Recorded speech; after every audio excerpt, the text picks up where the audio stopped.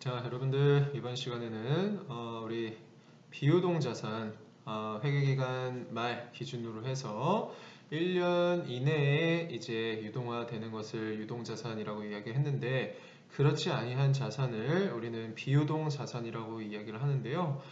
첫 번째 투자자산부터 보도록 하겠습니다.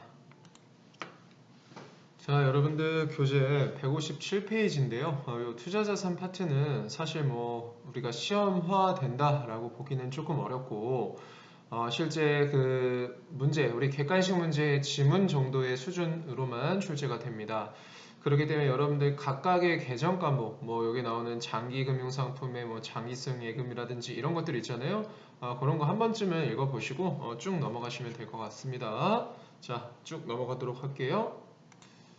자, 마지막에 159페이지에 투자부동산이라고 있거든요. 이 투자부동산은 중요하지 않진 않아요. 근데 상대적으로 우리 전산 자격증에는 많이 출제가 되진 않습니다.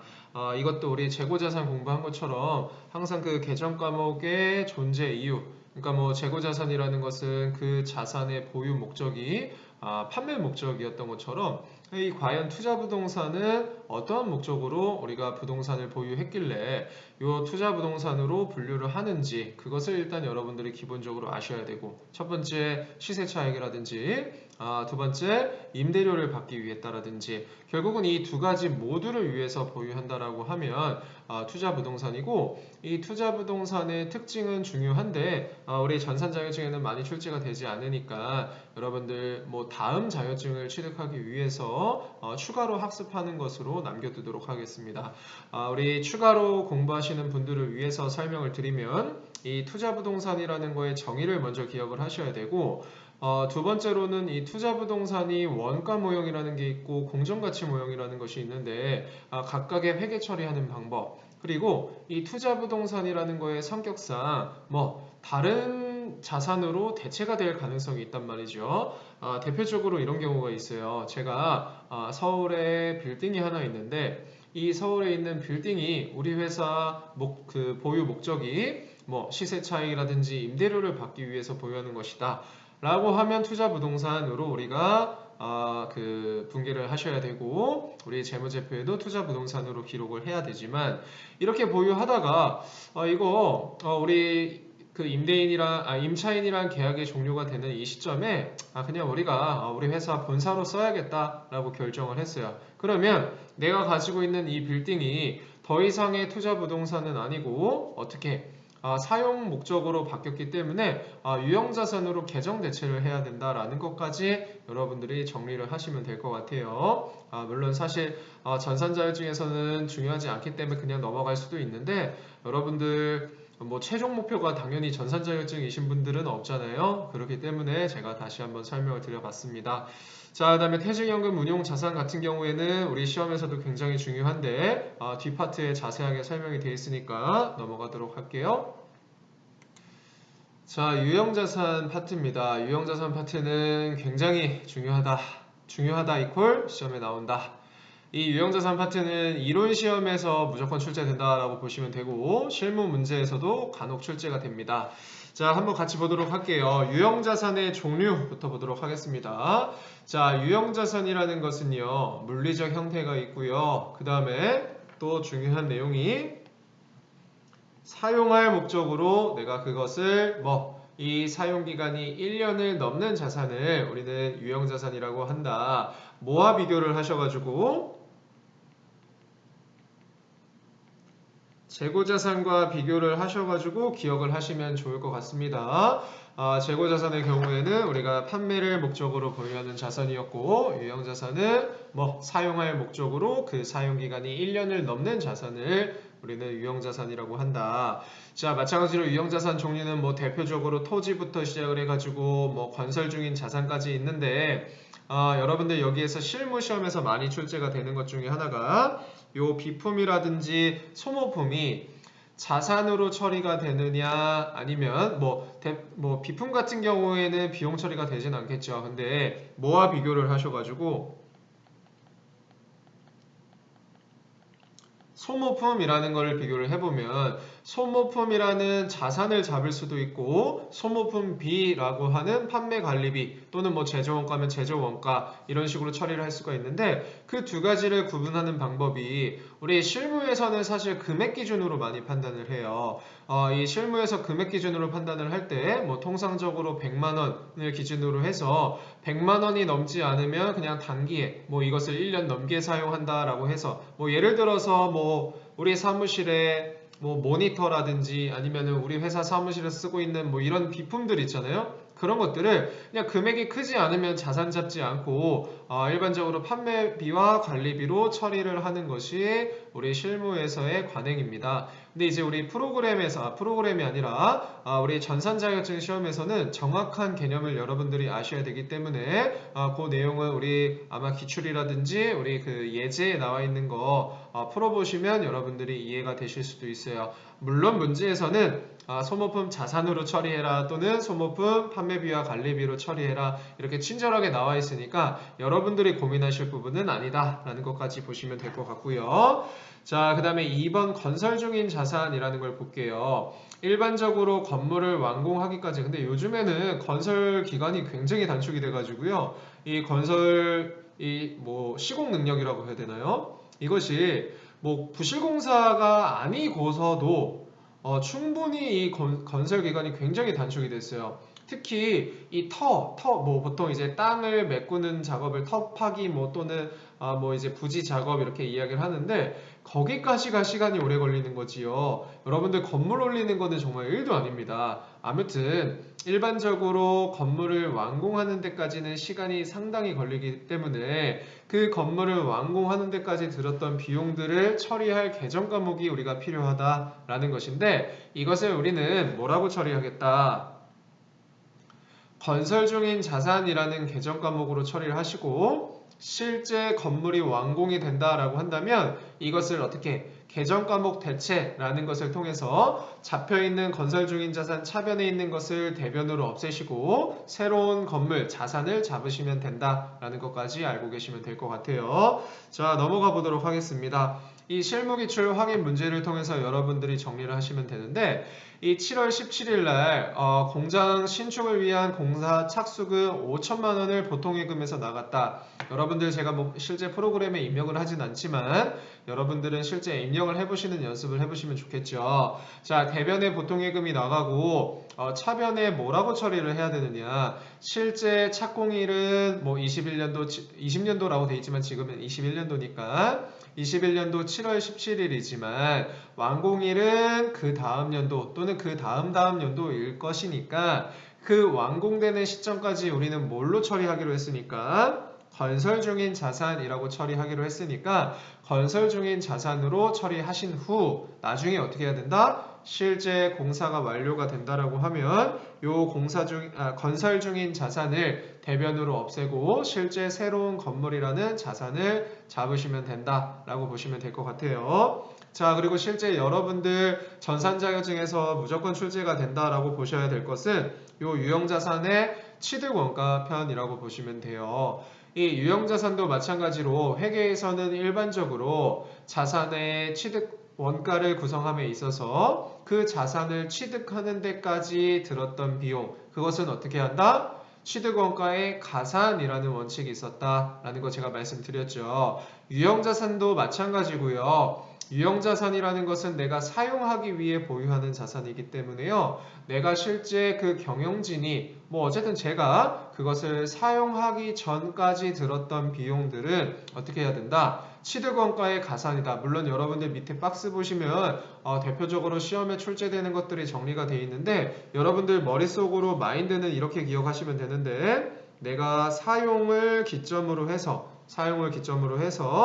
그 전까지 들었던 비용은 어떻게? 취득원가에 가산하시고 내가 실제 사용하고 나서 들었던 비용은 이따 보게 되는 자본적 지출을 제외하고 일반적으로 어떻게 처리하면 된다? 판매비와 관리비로 처리하시면 된다라는 것까지 알고 계시면 될 것 같아요. 아시겠죠? 자, 밑에 한번 내용을 봐보도록 하겠습니다.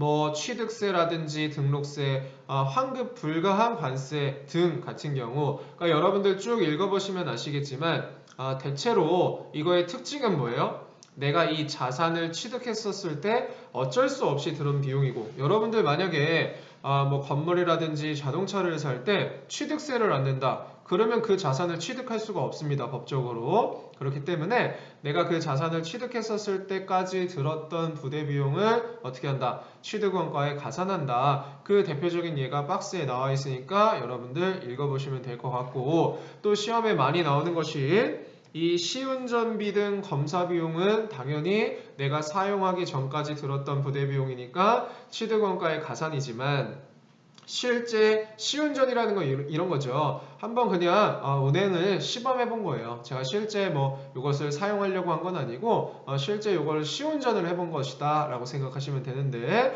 이 시운전 과정에서 뭐 만약에 시제품이 나왔다.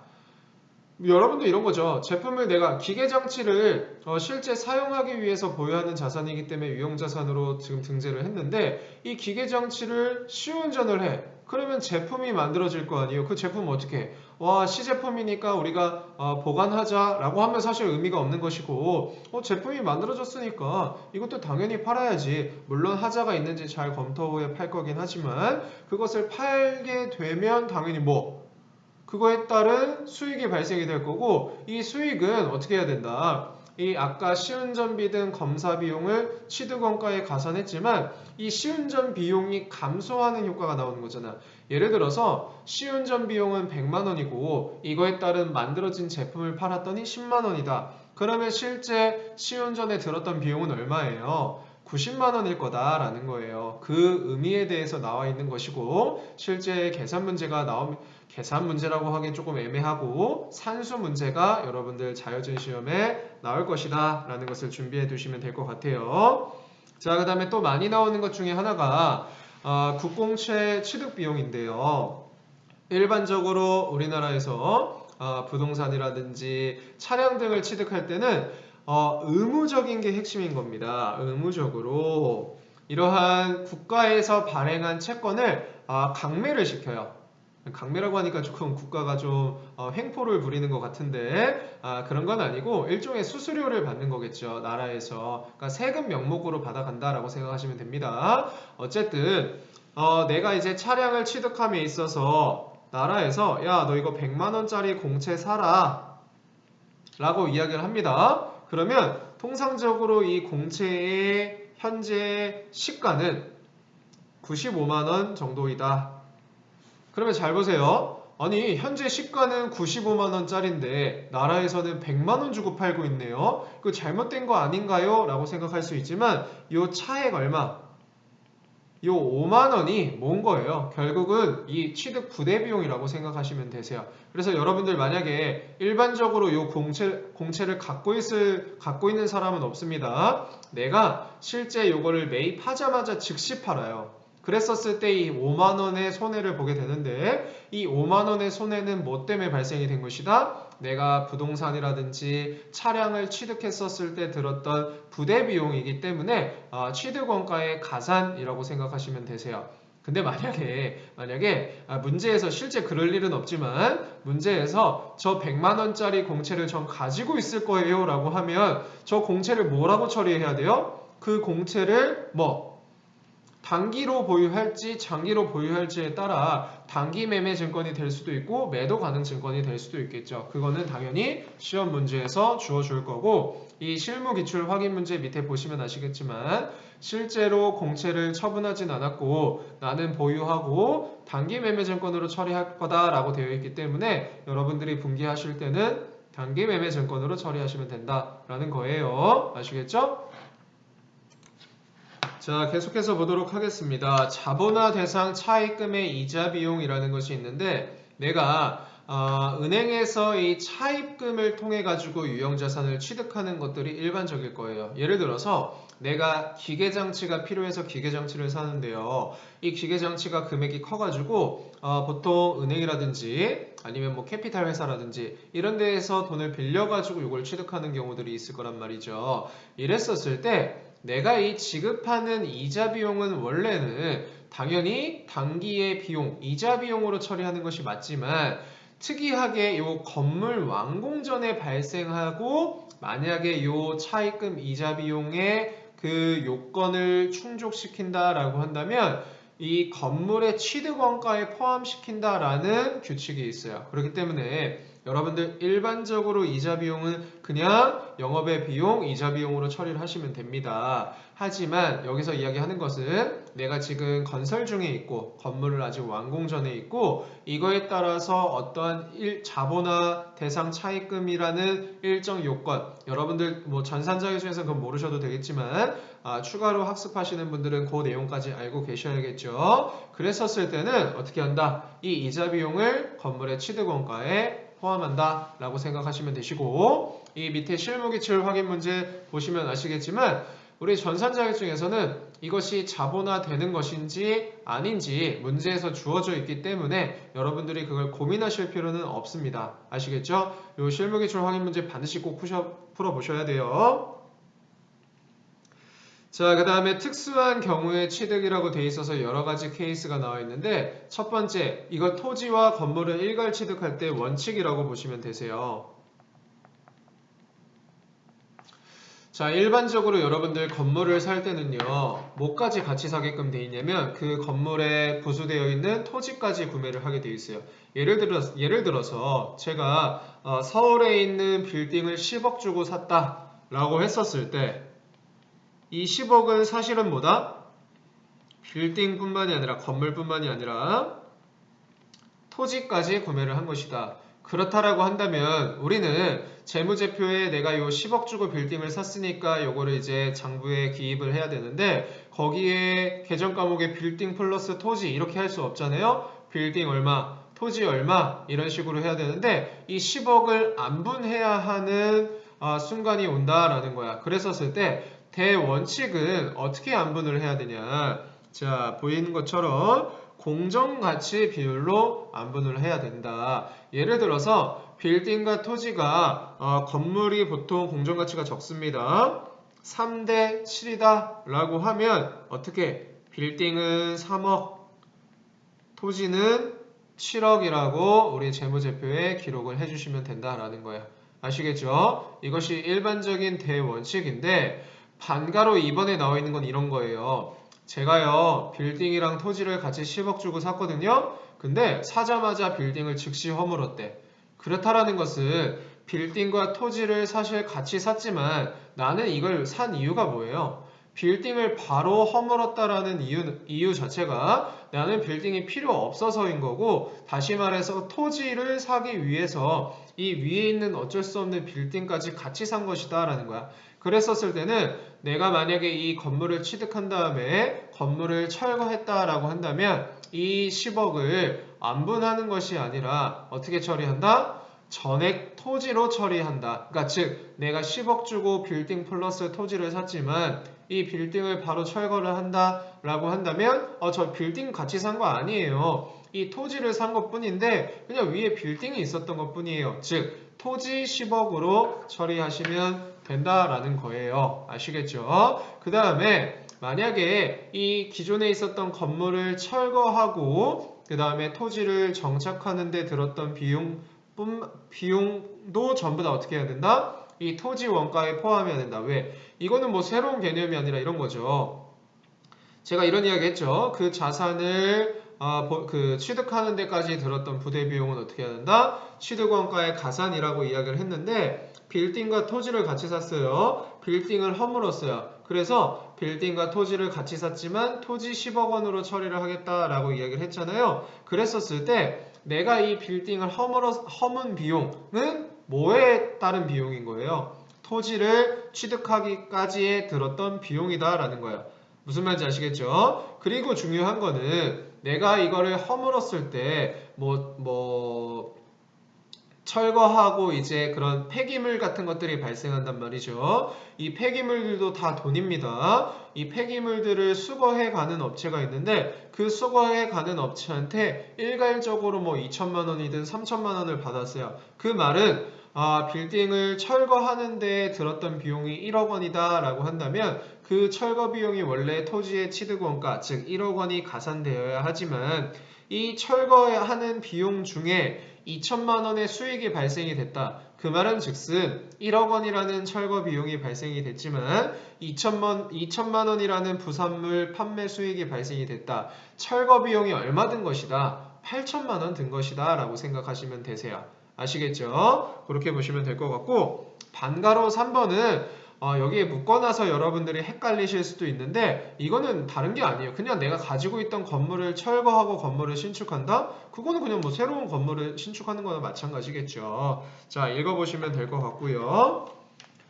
자, 반가로 4번의 토지 구획 비용이라는 거. 자, 일반적으로 내가 토지를 분양받아서 공장을 신축하는 경우에는 제가 아까 말씀드렸죠. 일반적으로 토지라는 것은 반듯반듯하게 되어 있는 것이 아니기 때문에 우선 토지를 구획하고 정리를 해야 됩니다.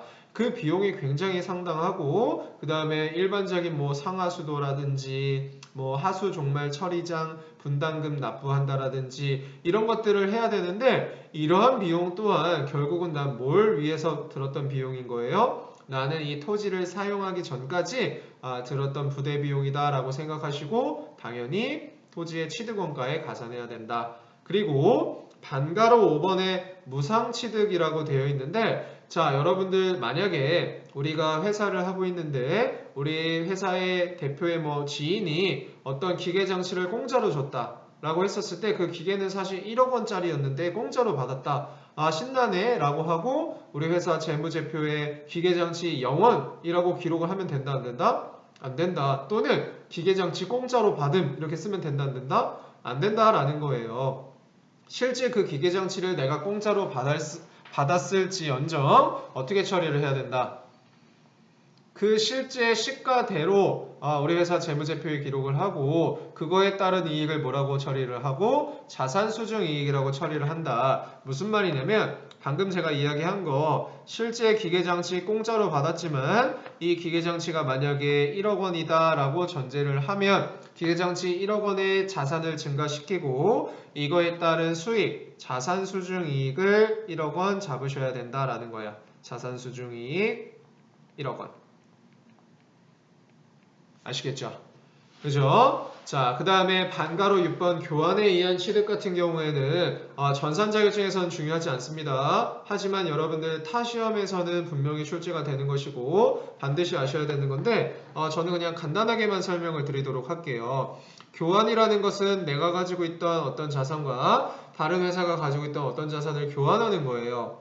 근데 두 가지 유형이 발생이 될 수도 있는데 첫 번째로는 그냥 제가 가지고 있는 기계장치, 그 사람이 가지고 있는 기계장치 바꿨어요. 바꿨는데 이 바꾼 이유가 나는 그 상대방이 가지고 있었던 기계가 필요한 거고 그 사람은 내가 가지고 있었던 기계가 필요한 거야. 서로 별다른 돈을 주거나 이런 건 아닙니다. 그냥 기계장치끼리 바꿨어. 그 말은 나는 요 바꾸는 작업을 통해서 별도의 수익이라든지 비용을 인식해야 된다 안 한다? 아니다라는 거예요. 아시겠죠? 근데 이 동종자산 교환이라는 것은 자 다시 한번 설명을 드려보면 주식회사 명지패션이 사용 중인 비품을 주식회사 무적이 가지고 있는 비품과 교환을 했는데 실제 가액은 중요하지 않고 내가 명지패션이다 라고 한다면 내가 가지고 있었던 비품 얼마? 50만원짜리가 나가면서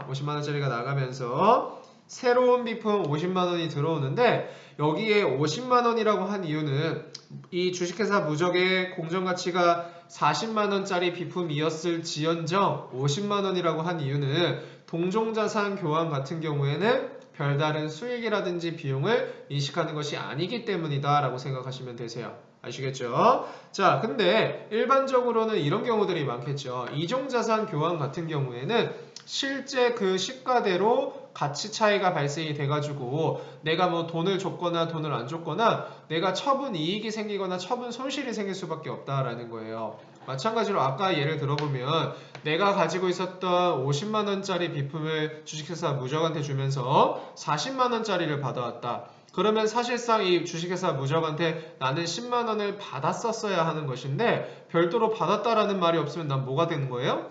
50만원짜리를 주면서 40만원짜리를 갖고 왔기 때문에 10만원 처분 손실이 발생이 되는 거야. 무슨 말인지 아시겠죠? 그래서 동종자산 교환 같은 경우에는 별도의 수익이라든지 비용이 발생되진 않겠지만 이 이종자산 교환 같은 경우에는 당연히 손익이라든지 손실이 발생이 될 수밖에 없다라고 생각하시면 되십니다. 자, 그 다음에 내려가셔가지고 또 중요한 개념이 나오죠. 유형자산 취득 원가 후, 그러니까 이미 내가 사용하고 있는 건데 사용하고 나서 추가적으로 원가가 들었었을 때 우리 회계에서는 어떻게 처리하냐라는 것인데, 일반적인 대원칙은 수익적 지출이라고 해가지고 야, 무슨 소리야? 난 이미 사용하고 있었으니까 사용하고 나서 들었던 비용은 당연히 판매비와 관리비로 처리해야지, 또는 제조 원가로 처리해야지 라고 하는 것이 맞습니다. 그렇기 때문에 여기에서 나오는 거, 뭐 대표적인 사례인 뭐 건물이나 벽에 페인트 칠이라든지 뭐 유리를 교체한다라든지 이런 것들은 어떻게 처리한다? 뭐 공사 원가면 공사 원가, 또는 공장에서 사용하는 것이면 제조 원가, 또는 뭐 본사에서 사용하는 것이면 판매비와 관리비, 이런 식으로 처리를 하시면 되고요. 우리 전산 회계 시험에서는 공사 원가라는 것이 나오지 않기 때문에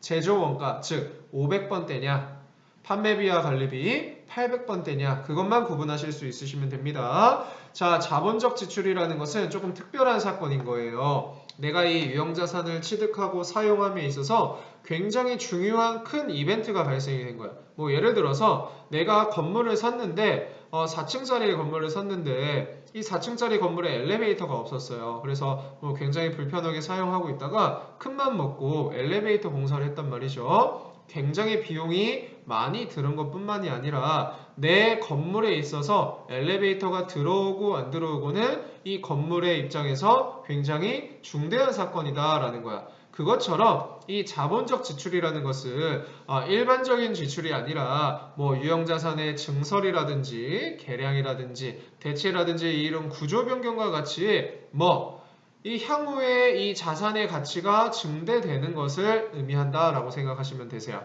여기서 대표적인 예가 아까 제가 이야기했던 뭐 엘리베이터라든지 아니면은 뭐 시스템 에어컨 굉장히 큰 비용이 발생이 된다라든지 아니면 뭐 빌딩에 피난시설을 설치한다라든지 이런 것들은 어떻게 처리한다?